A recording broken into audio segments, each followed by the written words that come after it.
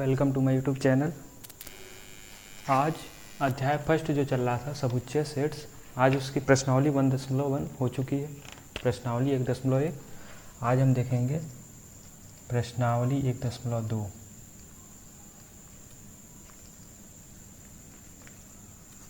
ठीक है, इसमें पहला प्रश्न जो है लिखा हुआ है, निम्नलिखित में से कौन से रिक्त समुच्चय के उदाहरण है। ऊपर आप देख पा रहे होंगे, निम्नलिखित में से कौन से रिक्त समुच्चय के उदाहरण है। सबसे पहले समझते हैं रिक्त समुच्चय।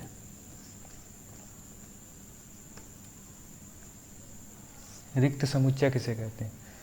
यानी वह समुच्चय, ठीक, वो समुच्चय जिसमें अवयव नहीं पाए जाते हैं। वे ऐसे समुच्चय जिसमें अवयव नहीं पाए जाते हैं, यानी ये जो मझले कोष्ठक में रिक्त होता है, खाली स्थान होता है, उसे कहते हैं रिक्त समुच्चय। क्वेश्चन पे आते हैं।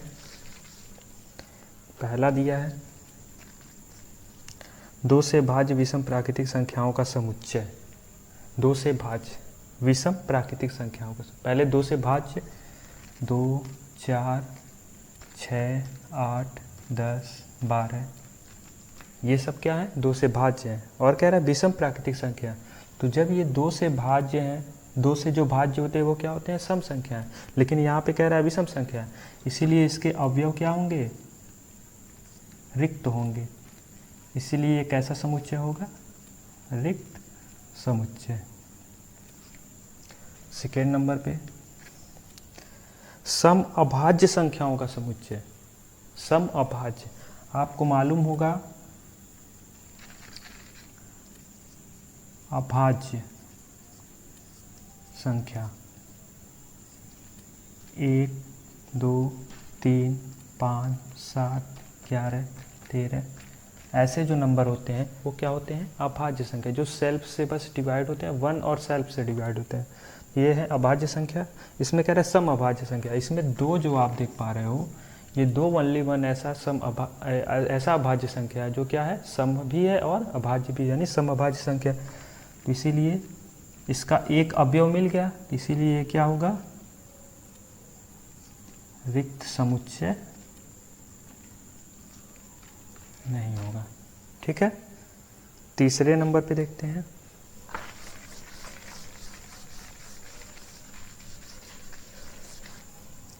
तीसरे नंबर पे दिया है मझले कोष्ठक में x:x एक प्राकृतिक संख्या है। ठीक है, x जो है वो 5 से छोटा है और साथ ही क्या है? x 7 से बड़ा है। एक तरफ कह रहा है कि x 5 से छोटा है और एक तरफ कह रहा है x जो है 7 से बड़ा है, यानी 5 से छोटा और 7 से बड़ा चाहिए। वो भी क्या चाहिए? प्राकृतिक संख्या। तो आप जानते हो कि प्राकृतिक संख्या 1 से स्टार्ट होती है, 1, 2, 3, 4, 5 ऐसे टैच। तो आप 5 और 7 के बीच में चाहिए। अब प्राकृतिक संख्या तो हमारी 1 से स्टार्ट होती है, इसीलिए क्या है?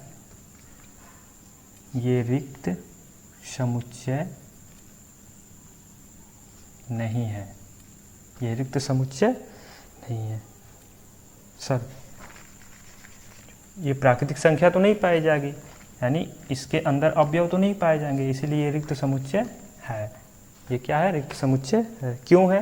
क्योंकि ये 5 से छोटा और 7 से बड़ा चाहिए। 5 से छोटा और 7 से बड़ा। प्राकृतिक संख्या तो हमारी 1 से शुरू होती है, तो 1, 2, 3, 4 भी तो हमारी प्राकृतिक संख्या है, लेकिन ये 5 से 7 के बीच के कह रहा है। 5 से छोटा चाहिए, 7 से बड़ा, तो 1 भी तो हमारी प्राकृतिक संख्या, इसीलिए ये रिक्त समुच्चय है। ये इसके अवयव नहीं पाए जाएंगे, क्योंकि इसके अवयव होंगे नहीं, इसलिए हमारा क्या है? रिक्त समुच्चय है। चौथे नंबर पे देखेंगे, दिया है मझले कोष्ठक में y:y किन्हीं भी 2 समांतर रेखाओं का उभयनिष्ठ बिंदु। आप 2 समांतर रेखा खींच दीजिए। ठीक है, 2 समांतर रेखा मान लीजिए AB और CD 2 समांतर रेखाएं हैं। कह रहा है उभयनिष्ठ बिंदु, आप कितने भी दूरी तक खींच दीजिए, ये कभी भी एक दूसरे को नहीं काटेंगे। जब तक नहीं काटेंगे तब तक उभयनिष्ठ बिंदु नहीं मिलेगा। यानी इसका अवयव क्या है? रिक्त है, इसीलिए ये कौन सा समुच्चय है? रिक्त समुच्चय है। ठीक है, अवयवहीन क्यों है? अगर ये कहता कि दो जो रेखाएं अगर ऐसी होती, ये ए बी और सी डी ऐसी होती, तब ना ये एक दूसरे को प्रतिच्छेद करती, उभयनिष्ठ बिंदु मिलता, लेकिन ये समांतर रेखाएं हैं, ये कभी उभयनिष्ठ नहीं होंगी। इसीलिए ये हमारा कैसा समुच्चय है? रिक्त समुच्चय है। ठीक है, क्वेश्चन नंबर 2 पे आएंगे।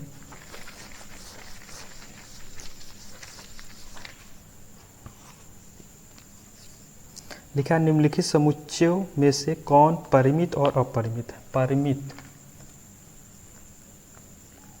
और अपरिमित।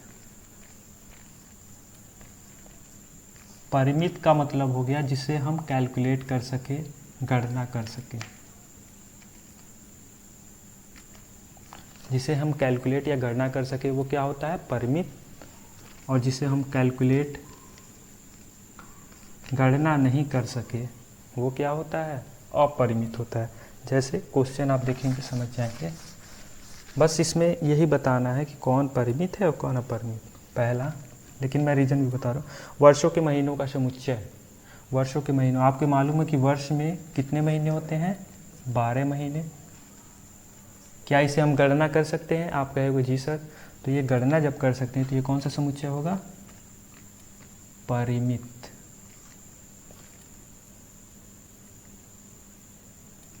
ठीक, सेकेंड नंबर पे लिखा है 1 2 3 डैश डैश। कहाँ तक डैश है ये जानकारी नहीं है, इसे आप कैलकुलेट या गणना नहीं कर सकते क्योंकि 1 2 3 तो मालूम चल रहा है, लेकिन 3 के बाद कहाँ तक नंबर है ये हम काउंट नहीं कर सकते, मतलब गणना नहीं कर सकते। इसीलिए ये कौन सा परिमित नहीं होगा, क्या होगा? अपरिमित होगा। जो गणना करते हैं वो परिमित होगा, जिसे गणना नहीं करते हैं अपरिमित। इसे गणना नहीं कर सकते इसलिए अपरिमित। तीसरे नंबर पे लिखा है 1 2 3 डैश डैश 99 100। ठीक, इसे आप देख पा रहे हो कि 1 से लेके कहाँ तक है? हम देख पा रहे हैं 1 से लेके 100 तक है। 100 तक हम गणना कर सकते हैं, काउंट कर सकते हैं, इसीलिए क्या है?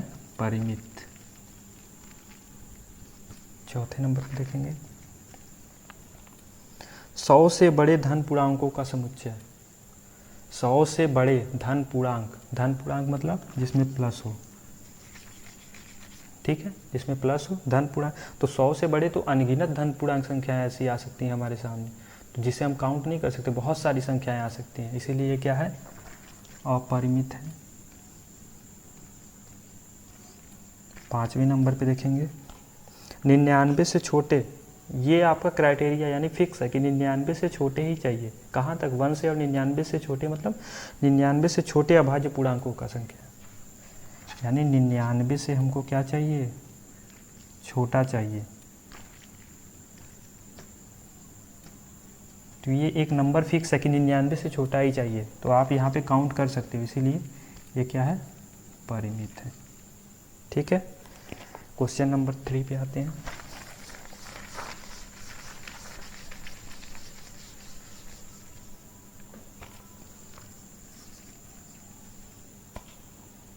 निम्नलिखित समुच्चयों में से प्रत्येक के लिए बताइए कि कौन परिमित। इसमें भी पूछ रहा है कि कौन परिमित है और कौन अपरिमित है। पहला, एक्स अक्ष के समांतर रेखाओं का समुच्चय।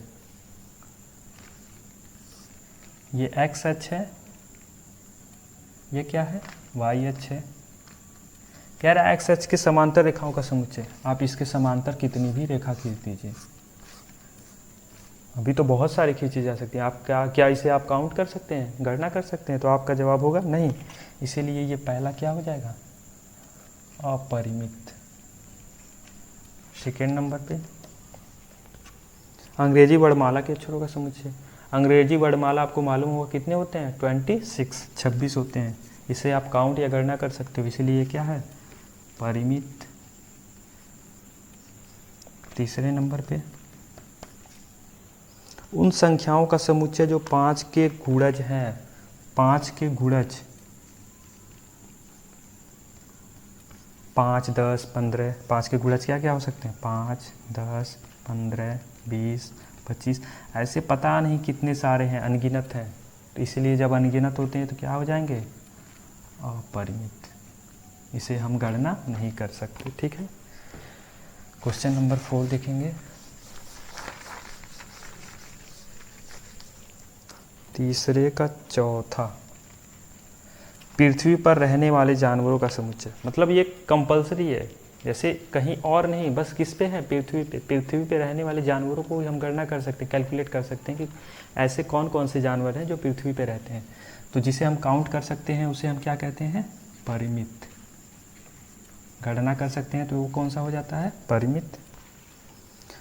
मूल बिंदु 0 0 से होकर जाने वाले वृत्तों का समुच्चय। जो मूल बिंदु हमारा है 0 0, इससे होकर जाने वाले, इससे होकर जाने वाले वृत्तों का समुच्चय। आप इससे इनफाइनाइट यानी अनगिनत वृत्त बना सकते हो, इसीलिए ये भी क्या हो जाएगा हमारा, अपरिमित। ये भी क्या है, ये क्या हो जाएगा, अपरिमित। ठीक है, क्वेश्चन नंबर 4 पे आते हैं।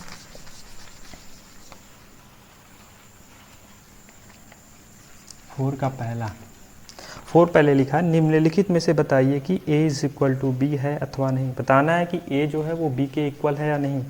यहाँ पे a इज इक्वल टू दिया है a b c d, और b इज इक्वल टू दिया है d c b a।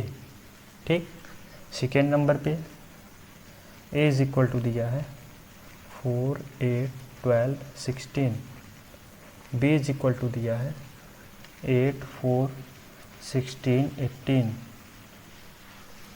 Third number पे a इज इक्वल टू दिया है 2 4 6 8 10, and b is equal to दिया है x कोलन x सम धन पूर्णांक है और x less than is equal to 10। Fourth number पे क्या दिया है, a is equal to x colon x संख्या 10 का एक गुणज है, और b इज इक्वल टू क्या दिया है 10 15 20 25 30 डैश डैश। ठीक, सबसे पहले फर्स्ट नंबर पे आते हैं, चौथे का पहला, a is equal to a b c d और b is equal to d c b a. A भी है इसमें, b भी कॉमन है, c भी कॉमन है, d जो इसमें अवयव है, जो a अवयव में है वही b अवयव में है, इसीलिए ये क्या है, a is equal to b। ठीक, यहाँ पर 4 8 12 16 4 8 16, लेकिन यहाँ पे 12 है, 12 की जगह पे यहाँ क्या आ गया 18, इसीलिए यहाँ पे a is equal to not b। यहाँ पे 16, यहाँ पे 12 है, यहाँ पे 18 है, इसीलिए ये a is equal to not b। ठीक है, तीसरे नंबर पे a is equal to 2 4 6 8 10 and b is equal to condition दिया है। ठीक है, लिखा है x कोलन x सम धन पूर्णांक है। कैसे पूर्णांक है, सम है, वो भी क्या है, x के बराबर है या फिर x से छोटे हैं। सम संख्या क्या होती है, 2 4 6 8 10, 10 के इक्वल हो गए और 10 से क्या हो गए, छोटे भी हो गए। इसको हम, ठीक है, रोस्टर रूप में लिख लिए। तो ये क्या इसके इक्वल हैं, तो आप देख पा रहे हो हैं, तो इसीलिए यहाँ पे क्या हो जाएगा, a is equal to b, a is equal to b. यहाँ पे x कोलन x संख्या 10 का एक गुणज है, 10 का गुणज, 10 20 30 40, ये 10 का गुणज हो गया। और यहाँ पे क्या है 10 15 20 25, आप देख पा रहे हो कि 10 20 30 40, 10 15 आ गया, 20 25 आ गया, ये दोनों इक्वल नहीं है, तो यहाँ पे a is equal to not b। ठीक है, ये था क्वेश्चन नंबर 4। क्वेश्चन नंबर 5 देखते हैं।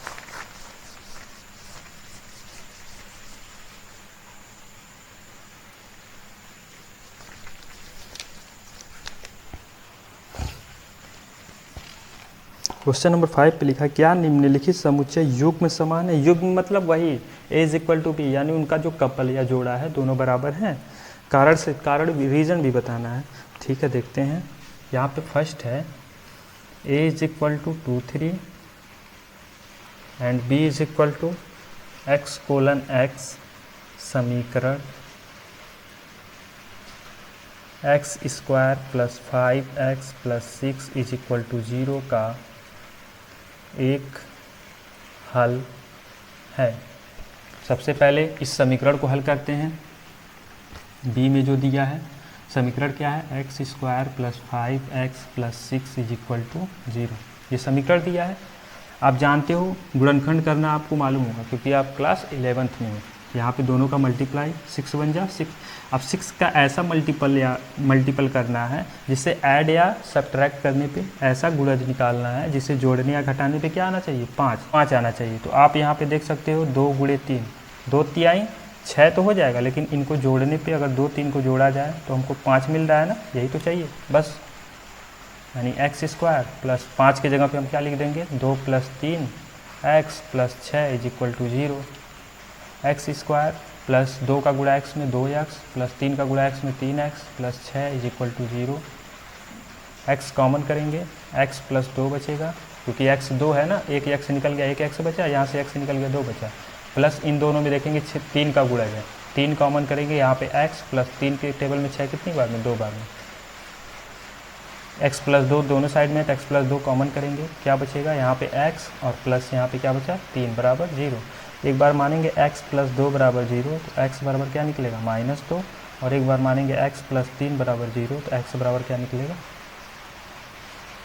x बराबर हमारा क्या निकलेगा, प्लस 3 इधर जाएगा तो -3। एक बार -3 निकल रहा है, एक बार -2 ऊपर लिखते हैं। यानी इसका जो निकल रहा है एक बार -2 और एक बार -3, तो क्या ये दोनों सेम है, नहीं, ये धन पूर्णांक में है, ये ऋण पूर्णांक में है, इसीलिए यहाँ पे क्या है, a is equal to not b।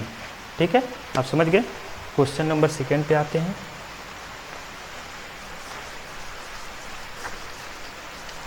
पाँचवें का जो दूसरा नंबर जो है 2 पे वो लिखा है a is equal to x, बेमंजिले कोष्ठक में x:x शब्द FOLLOW का एक अक्षर है, तो a is equal to FOLL, F होगा, O होगा, L होगा, L दोबारा रिपीट नहीं करना है, O मैंने लिख चुका है इसलिए W, ये हो गया।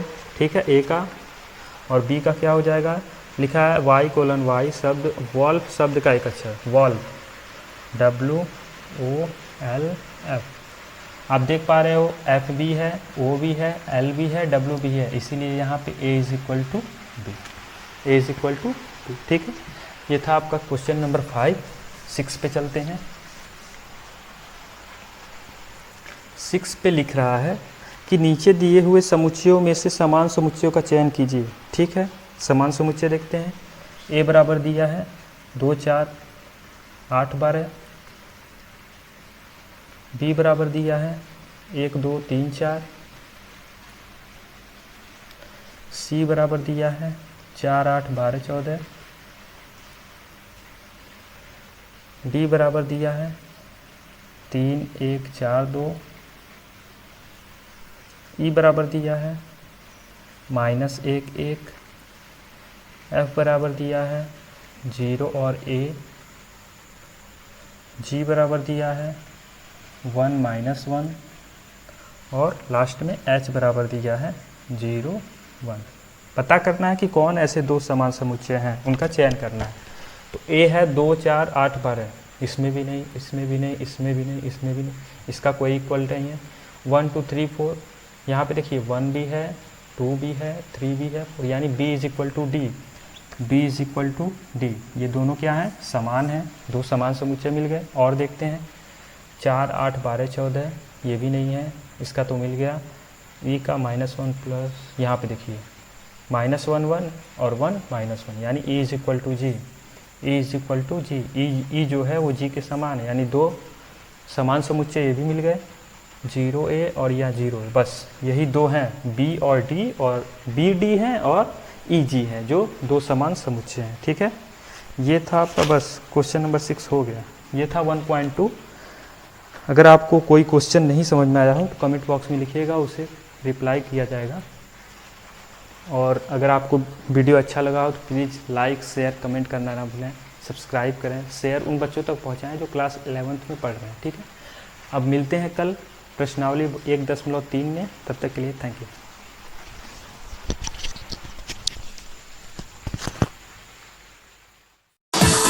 है।